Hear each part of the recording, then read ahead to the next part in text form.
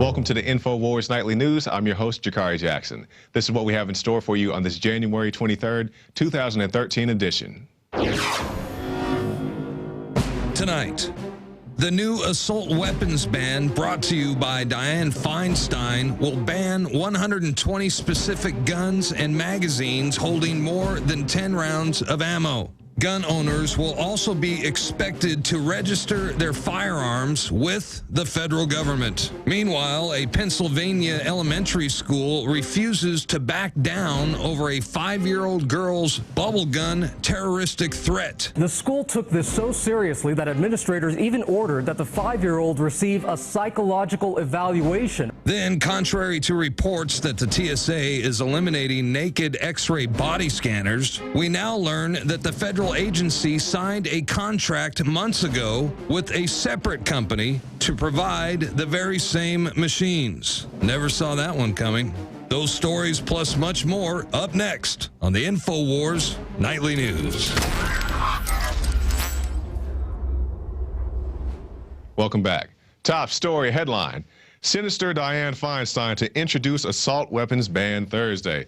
No surprise here. Let's take a look at the article. The bill is expected to ban 120 specific guns and ammunition magazines holding more than 10 rounds of ammunition.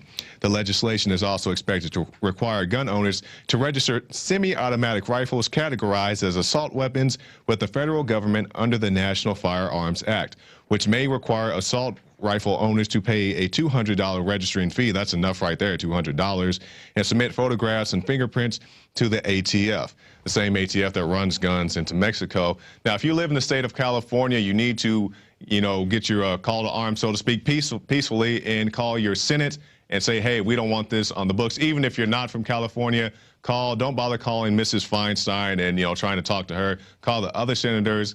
Call your congressman, call whoever you can, just say, we want this thrown off. Remember, in Illinois, they tried twice in a week, I believe once on a Sunday, to ban things such as pump-action shotguns. And things like this are going to continue until they get rid of all the guns, as evidenced by our next story. Australian gun grabbers target bolt-action rifles. That's right. You always hear about Australia and the UK and how they got rid of most of their guns and how their gun violence went significantly down, which is true. But the thing they always leave out, especially in the UK, they got rid of the guns, but they still have the knives, the bats, and yes, they have less gun-related incidents, but they have more stabbings, beatings with clubs and bats and whatever else. So let's take a look at this article. Following the Port Arthur massacre in Australia in 1996, the government banned all semi-automatic guns and launched a buyback program that cost taxpayers $500 million and resulted in the destruction of over 600,000 personal firearms. Following the ban, Australians began arming themselves with single-action and bolt-action rifles not outlawed by the government. Australian gun grabbers are now targeting one-shot and bolt-action rifles, stating that it only takes one bullet to kill somebody, which is true. I'm not arguing with that point that it only takes one bullet to kill somebody. But the point in this is they're never satisfied. They're not going to be satisfied with your high-capacity magazines. They're not going to be satisfied with, quote, assault rifles. Most of these politicians don't even know what assault rifle actually is. They're just trying to ban your gun. So stand up, because you may not have a gun, or you may not see a use for such things such as an AR-15 or AK-47, but just keep in mind it was incremental. It went from 1996 and now 2013, and Australia's pretty much disarmed, or at least that's what they're trying to do. So how long is it going to take here in the U.S.? Stand up for your rights. Do not let them take them away. Now, in other not even gun-related news, school will not back down over 5-year-old girl's bubble gun terroristic threat. Yes, they are now calling 5-year-olds terrorists. Well, the TSA already does that. But let's take a look at this article and see what it has to say. School officials reportedly categorized the incident as a terroristic threat and labeled the girl's action as a threat to harm others. Superintendent Bernard Steller of Mount Carmel School at first suspended the girl for 10 days before reducing the punishment to 2 days. All this came after an interrogation that lasted several hours, at which the girl's parents were not present. The girl's attorney says that the offending threat that was overheard by an adult is something along the lines of, I'm going to shoot you, you can shoot me, and we can all play together. So we have a clip of the so-called terroristic threat from the local news, and let's take a look at that. Was this the weapon of choice for a new kind of terrorist? Terror by Bubbles, the small pink Hello Kitty toy gun. is an automatic bubble blower. But just days ago, when a 5-year-old girl said she and a classmate should shoot each other with bubbles, the school called it a terrorist threat. The school took this so seriously that administrators even ordered that the 5-year-old receive a psychological evaluation. Keep in mind, they're trying to put this on the girl's permanent record, so I'm not exactly sure what can be used with this. So they say, well, this girl's been a terrorist since she was 5 years old. She can't join the military if that's what she chooses to do. Or they may say she can't own a real firearm someday. But to be fair to the superintendent and the other people at Mount Carmel, bubbles are a dangerous substance, and there have been cases where people have actually been threatened with them. So let's take a look at this clip of an officer who was trying to defend himself and his fellow officers from bubbles. Let's take a look. Bubble touches me, you're going to be arrested for assault. Do you understand me? Bubbles. Yes, that's right. It's a deliberate act on your behalf. I'm going to arrest you. Do you understand me? Right, you're going to be in handcuffs. All right? You either knock it off with the bubble, you touch me with that bubble, you're going into custody. Right? I'm putting it away. Right, thank you. But I would also like to know. You want to bait the police. You throw that on me or that other officer, and it gets in her eyes. It's a detergent. You'll be going into custody. I understand. Do we understand each other? I do. I would And put it appreciate- away. I am doing that at this moment. Right. I would really appreciate Discussion's it over. if we could treat me with a bit of respect. I just did. I just did. You got what you deserve. You got my respect. Right? I don't feel very respected. I'm just That's terrible. trying to That's keep you terrible. happy. My heart bleeds. Mine too. So you see the guy right there, you got what you deserved. I mean, the guy looks like a big, intimidating, tough guy. I mean, I guess there were no bank robberies or drug deals or kidnappings or rapes or beatings or anything else that could have been done that day that, you know, maybe had precedence over a bubble protest, you know, this dangerous bubble weapon. I'm just curious, does anybody know what happened to that girl? Do we have a clip of that? Oh, okay. She got arrested. So while Bubble Girl is getting arrested, the drug dealers and, you know, the pimps and the human traffickers are all running around. But that's I guess that's no deal. And that happened, what, in 2010. So, yeah, not a big deal. You got Bubbles, that's a terroristic threat, but hey, everybody else can run wild. So in a similar story, not so much Bubbles, but with schools and other shenanigans, elementary school girl threatened with arrest over paper gun. A South Philadelphia elementary school student was searched in front of classmates and threatened with arrest after she mistakenly brought a paper gun to school. When a school administrator found the piece of paper, I'm glad they admit it's a piece of paper, Valentine was verbally chastised in front of the whole class and, according to her mother, even threatened with arrest. And the article goes on to mention some other instances of complete overreaction. You guys have heard the stories of people bringing a Nerf gun to school and they lock down the school over a green-orange gun, and people call the cops on kids playing in their front yard, pointing fingers at each other. Complete ridiculousness. These kids don't even have real guns, and people are freaking out. Just the mere notion, the thought of some type of potential firearm, and people just freak out. It's completely ridiculous and over the top. They try to say we're fear mongers, threatening of some type of tyrannical government. I think that a government that has something like the Patriot Act, the NSA, the National Defense Authorization Act, drones, that's not tyrannical. But you know, things such as paper guns and bubble guns, those are the real threats to your and your family's personal safety. We'll move on now. Prominent gun control advocates compare firearms owners to Nazis. Now, this is just more of what we've heard. We've heard that if you own a firearm, you're KKK, you're racist, you're whatever, and now these people are saying that you're a Nazi. The event was labeled a forum for guns and public safety and a space for real conversation. However, it quickly became clear that the organizers were in favor of strict gun control. Speakers included Mark Walsh, campaign director for the Illinois Council Against Handgun Violence. Why do they even have a council? Lee Goodman for the Stop Concealed Carry Coalition. Oh, I'm sure good things are being done there. And Northfield resident Jennifer Bishop Jenkins of the Million Moms March, and her husband, author and gun control advocate Bill Jenkins. Things really got heated, however, when Jenkins displayed a photograph of a Nazi rally on screen with the title, this is what a gun show looks like. And just more of the same that we've been seeing. You see things like the Stop Concealed Carry Coalition. I mean, you guys have nothing better to do.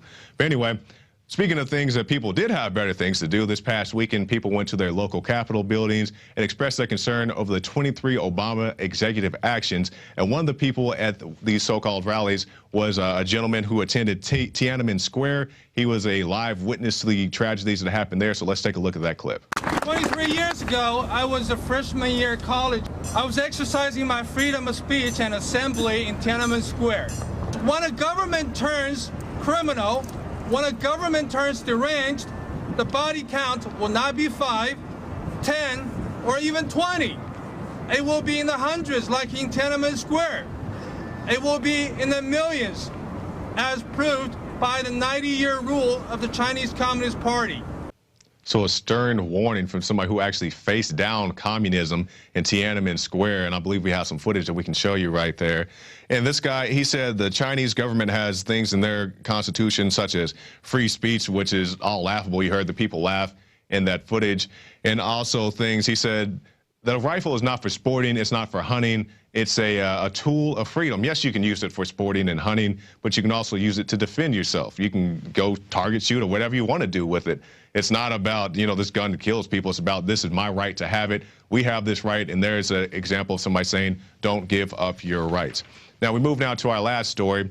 TSA not eliminating X-ray body scanners. You guys probably saw the report last week where we talked about, you know, in some way it was a victory to get these things out of the airports. We kind of had a feeling that they were going to try to pull something, and yes, they did. Let's take a look. Contrary to reports last week that the TSA is eliminating its expensive fleet of X-ray body scanners from airports, the federal agency signed a contract months ago with a separate company to provide this very same machines. However, the TSA merely announced that it had ended its $5 million contract with Rapiscan, not the X-ray devices, not that the X-ray devices will be gone for good. In addition, the Rapiscan machines will merely be relocated to other government agencies. Get ready to see those other places. The TSA will also continue to use its millimeter wave scanners that pose a threat to health because they emit terahertz photons, which can, quote, unzip DNA. That's that pretty much to me sounds like something out of Star Trek. They're trying to unzip your DNA. And yeah, the more of what the same you always hear. Always take these reports with a grain of salt. We figured they were going to try to do something. I thought they were going to get rid of the scanners and do a more hands-on pat down, but it seems like they have something worse. They just traded companies pretty much, so to speak. So continue to film the TSA, film your pat downs, and keep fighting for your freedom. Now, this is actually our last story. I jumped the gun a little bit. Now, this is an example of, you know, I support the troops, but we shouldn't support them blindly, meaning we shouldn't ignore things like this. Air Force calls number of sexual assaults appalling.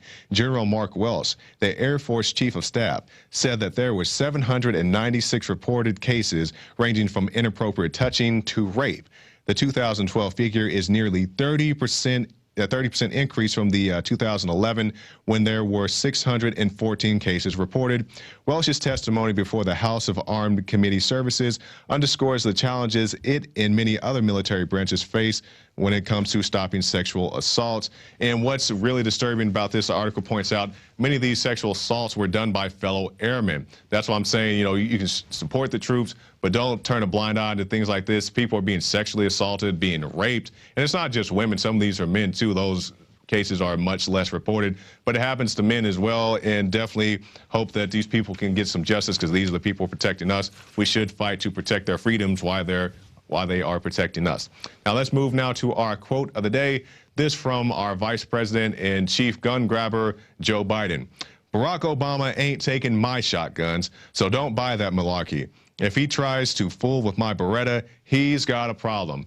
That from Joe Biden back in 2008. And I'm sure Barack Obama won't fool with Mr. Biden's Beretta, because as we know, they do selectively enforce these gun grabs. They will stay, I'm sure, armed with their bodyguards and whatever else kind of security they have, while you, the peasant citizen, are disarmed of your rights, saying that you don't need things such as a pump-action shotgun, as the Senate in Illinois has pointed out, and you don't need just basic things to defend yourself. So I'm sure Mr. Biden will have no problem keeping his Beretta.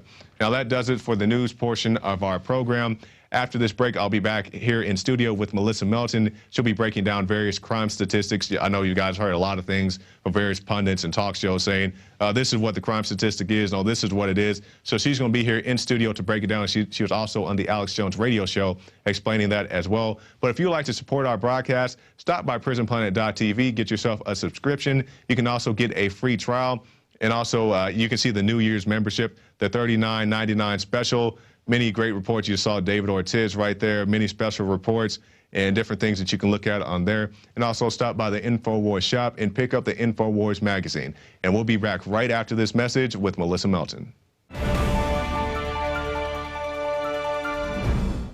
I really enjoy it when the globalists try to poison us, and, well, we resist them via a free market system. Hello, my fellow Info Warriors. Alex Jones here, introducing you to the ProPure family of gravity-fed filters. Now, you know that the globalists are filling our water with radioactive isotopes, fluoride, lead, mercury, arsenic. And one of the few systems that can efficiently and economically remove or reduce down to non-detectable levels these poisons are gravity-fed filters. And ProPure is the top of the line. Their filters are impregnated with silver, a natural antibiotic. On top of that, they're bigger, so they filter faster. You don't have to prime these the first time you use them. It's amazing. Go to Infowars.com and click on the shopping cart link to see the entire family of these babies. Now, the fluoride they add to our water is so tiny that most filters can't cut it out. But ProPure has their system that will, again, reduce it to non-detectable levels, almost get all of it out of there. That's also available. And if you look at the different systems they offer, the ProPure Big Brush Finish is on a stand, so it's easier on a table or at your restaurant or wherever you have it to go up with a glass or a mug and fill it up. Then there's this big baby right here, the ProPure King large version. Got a lot of different options that come with it. Also, they have the ProPure Big, probably one of the best values out there. And of course, it's burnished stainless steel. And then what I use on my RV, something that's great for your hunting cabin or the back porch, is the ProPure Traveler. Small and portable, but packs a huge punch, cleans out all that garbage. They also have a glass sight spigot, so you don't have to take the top off and look in the bottom area to see how much water. You can see how fast it's filtering with this optional system. The globalists obviously are hitting us through our water. It's time to take control of our lives. It's time to not give our children and families these poisons, and these systems cut it down to non-detectable levels across the board. ProPure is the name. I only promote what I believe in. And I use ProPure in my home and my office. And I recommend that you check out the information on ProPure at Infowars.com. We already have the lowest price at Infowars.com on the ProPure gravity filter system. But when you add in the 10% off when InfoWarriors use the product code WATER at Infowars.com, nobody can top it. So again, it's a win-win-win. Stop drinking the poison water. Checkmate the globalists when it comes to your health, and support Infowars.com and the work we're doing here. You know, many revolutionaries rob banks and things and kidnap people for funds. We promote in the free market the products we use that are about preparedness. That's how we fund this revolution against the New World Order in our move to restore our constitutional republic and a spirit of 1776 worldwide. Check it out at Infowars.com. ProPure, top of the line, #1, most powerful and effective and economical gravity-fed water system in the world. ProPure, available, discounted at Infowars.com. Don't forget product code WATER to save 10%. It's the latest generation, years in development. ProPure is the name.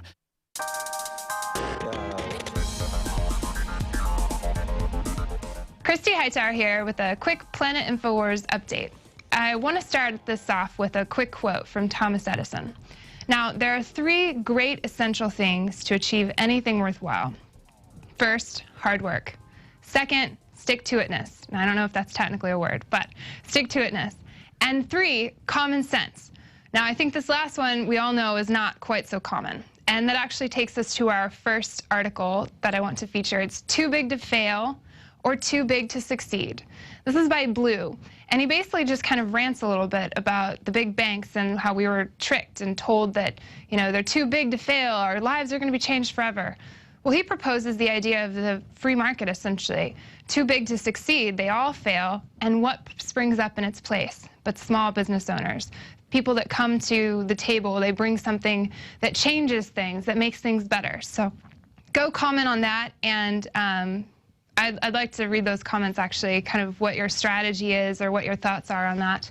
And the next article I actually want to touch on is called Licensed to Live. And this is actually by Iron Eagle. And it basically says, did you notice there's a license for this, there's a permit for that, there's a certificate you have to achieve for that.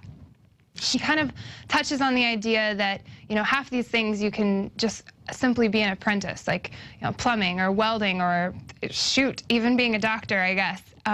They all have to be apprentices. So he actually does talk about the only license that kind of makes sense are for the public health. But then there's that line, that gray zone. So go and read that article, License to Live, in the economics section. So this actually kind of, I started it out a little different, but the very end, this last segment, I wanted to touch on the mission in the Dating Freedom Lovers group. I'm really excited because February 14th is coming up, so everyone's looking for love. The Patriots, you know, you don't want to be lonely. Nobody likes to be lonely.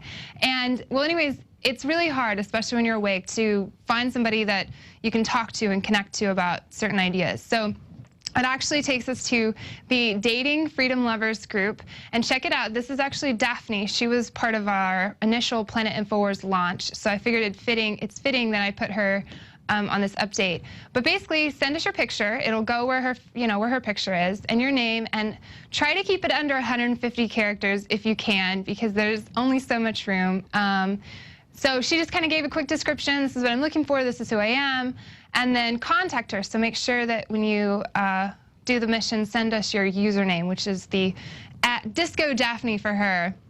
And just send your picture, quick little details, and your username to mods, M-O-D-S, _love @Infowars.com.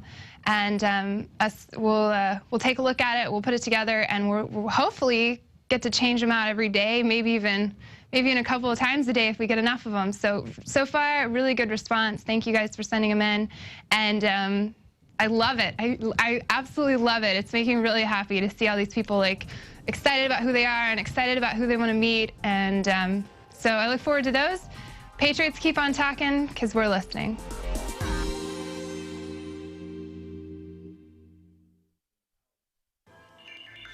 Alex Jones here with a message that could revolutionize health in this country. Going back about a year and a half ago, I began to learn about the incredible health effects of longevity products. Aaron Dykes lost 92 pounds. We're going to show you some before and afters. Aaron, break down what happened, your story. I've worked really hard with diet and exercise to try to lose weight, but I just didn't get the results. It just didn't happen. Then I saw what you were doing with InfoWarsTeam.com.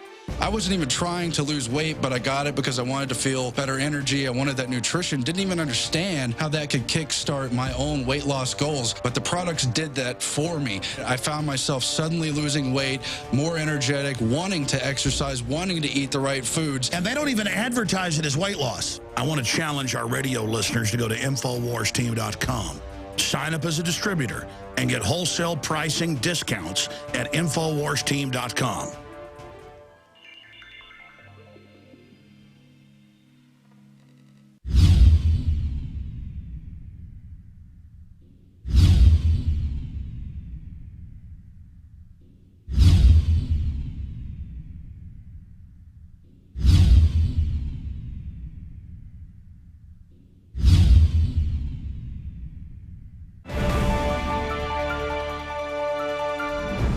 And welcome back. For the interview portion of our show, we'll be joined by Melissa Melton. But first, let's take a look at this clip of Melissa on the Alex Jones Show. The crime statistics are very accurate because they're compiled locally.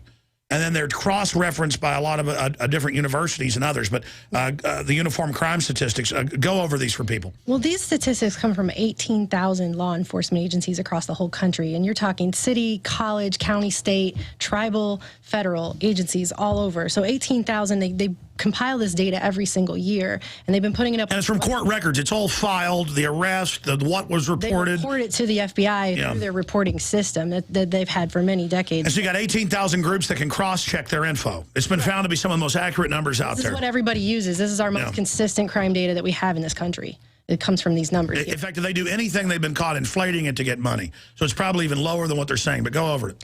Well, okay, so what they have up right now is from 1992, and if you use the basic calculation for percentages, you'll see that violent crime, we'll start with that, has been cut in half since 1992. The 1992 violent crime rate per 100,000 people was 757.7. If you subtract the 2011 violent crime rate, that's 386.3. You get 371.4. You divide this by your original 1992 rate, that gives you 0.4902.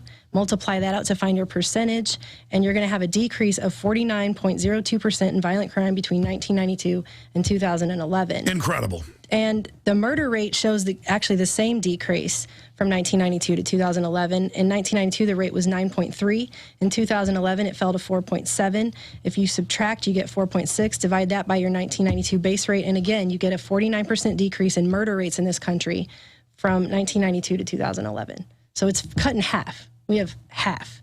And actually, all the major crime categories that the FBI does collects all this data for have dropped significantly between 1992 and 2011. As you can see here, I've got all the numbers up there. Every single one of those numbers has dropped.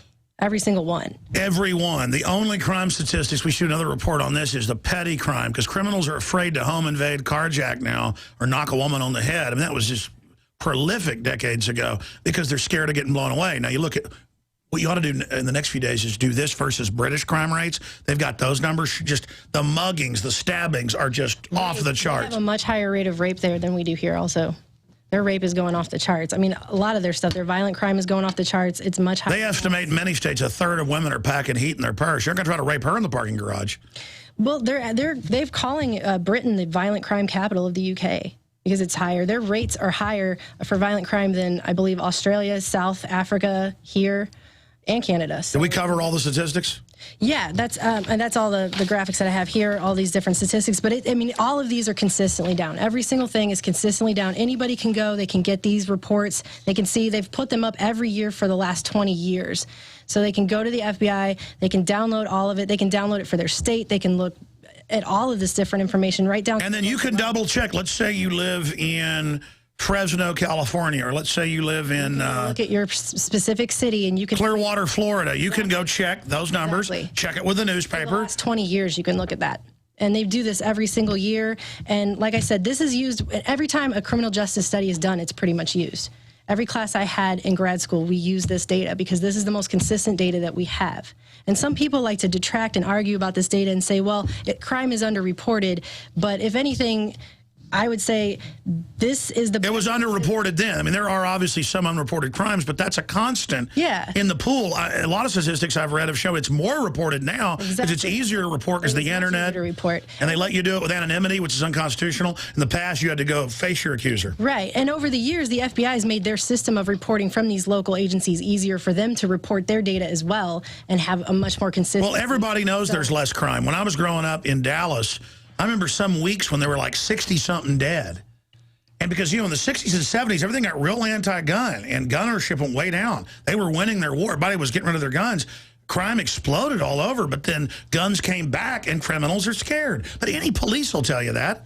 I mean, look, you home invade in Texas, you're probably going to die. Yeah, I mean, I read a statistic today, and I didn't bring this one in here with me, but assault weapons are only used in, what, 0.6% of all murders? I know. All right, Melissa, we just watched that clip of you on the Alex Jones Show. Welcome.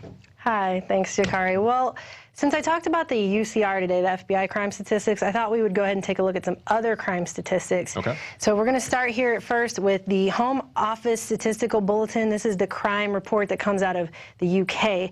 And this is crime in England and Wales, 2010, 2011. They actually do police recorded crime and then a British crime survey on top of that. And I just want to take a look at some of their rates. We saw how our rates are dropping. Let's see what their rates are doing. We have... See, homicide is up 4%, right there. We've got rape of a female up 5%, rape of a male up 12%, right here. Burglary is up 14%, and all violence is up 6%. Right. And so it's going up, and actually there's criticism of this because apparently the former acting head of the Home Office's police research group estimated in 2007 that the BCS was actually underreporting crime by 3 million incidents because they cap the number of crimes that one person can have by 5. So 5 crimes happen to you, that's all you get. So if the 6th crime is you being stabbed or shot, that's it, you're done. Similar to what Larry Pratt said. Exactly, and it says here that if that error is correct, it means that violent crime might actually be at 4.4 million incidences a year, which is an 82% increase in the UK. So their stuff is all over the place. But even if you don't look at our UCR and their report, which is obviously recorded quite differently, this right here comes from UN did a rape report of all rapes happening all over the world. And based on this, their statistics show that we are actually going down consistently over the last 7 years in our rates, while the UK has been consistently going up for the last 4, and their rate of rape is actually higher than ours. Exactly. So we're 5 times bigger, but they have more rape there. And these are the things that you don't hear about from these gun control advocates. They won't say, well, the UK has less gun crime, which is true, but they ignore violent crimes, rapes, muggings, all things such as that. And I see you have more than that. They call the UK the violent crime capital of the Europe because it's got higher rates there than all these other places, South Africa even, Australia even. I mean, it's crazy. And so for Piers Morgan to sit on his show and just throw out these random statistics, where is he even getting it from? He never cites his source. But yeah, the last thing I saw actually had to do with assault weapons bans, and this comes from a writer, Frank Victoria, on his blog, and he put up this shot here that I thought was pretty interesting about Dianne Feinstein's new assault weapons ban. I don't know if we have that graphic we could show viewers, but it says under Senator Dianne Feinstein's new assault weapons ban, the following shotguns would be legal and illegal, and they're the exact same gun. The only difference is that one has a pistol grip. So that's it. And he goes on to talk about how assault weapons were rarely used in gun crimes to begin with. When they were used, it was perhaps 2% of all crimes that happened. And according to Feinstein, who helped write the previous assault weapons ban, assault weapons were only used in about 385 murders, which was about 48 murders a year. So that means now assault weapons are being used, if you put that in today's numbers, in 0.6% of crimes. That's how many crimes assault weapons are being used in. And we know that more guns are fired in the commission of suicide in this country than homicides. Exactly. And even when it is homicides, it's something like 70%. It's a really high number is gang-related crime. So what they're telling you, they're not giving you the facts. They're just throwing out random things. And we don't know where these statistics are coming from when these media figureheads come out and when the politicians come out and they throw statistics at people, they seemingly never cite their sources. It seems like they purposely don't cite their sources. And the thing of assault weapon is most people don't even know what assault weapon is. As according to their definition, I say their definition, it could be something as simple as a pistol grip, just like what you showed, what we see right there on the screen. Those are the same gun, just one has a pistol grip. A pistol grip doesn't make the gun. People you can it doesn't change the amount of rounds you can load into your gun. I mean, it doesn't make the gun shoot any faster. It's just a feature of a gun. Well, and the thing is according to the FBI crime statistics, our crime has been going down substantially every year for the last 20 years.